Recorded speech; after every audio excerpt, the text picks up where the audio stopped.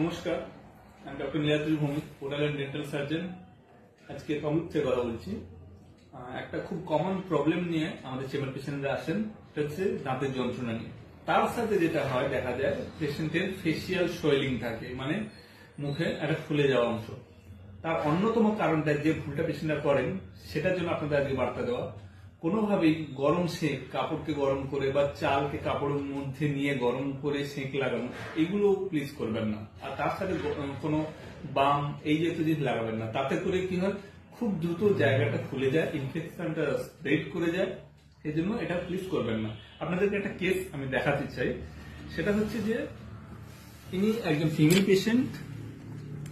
ইনি ওই একইভাবে ওনার দাঁতে ব্যথা ছিল ওপরের দিকে দাঁতে, এবং ওখানে একইভাবে উনি বাইরে থেকে গরম লাগান, তার ফলে জায়গাটা খুব দ্রুত এইভাবে 24 ঘন্টার মধ্যে এইভাবে ফুলে যায়। এবং তখন আমরা বাধ্য হয়ে আইএনডি মানে ইনসিজার অ্যান্ড ড্রেনেজ প্রসিডিওরটা করি, এবং করার ফলে ইমিডিয়েট পোস্ট অপের সাথে সাথে অনেকটা কমে। এবং তারপরে আফটার 1 উইক দেখা যায় মুখের দুপাশটা ফেসিয়াল সিমেট্রিটা ফিরে এসছে, যেটা আগে অ্যাসিমেট্রি ছিল সেখান থেকে এটা ঠিক হয়েছে। সেই জন্য এটা আমার আপনাদের কাছে ভীষণ অনুরোধ, কখনোই গরম সেঁক বা বাম লাগাবেন না। কাছাকাছি কোনো দন্ত চিকিৎসার কাছে দেখা করুন।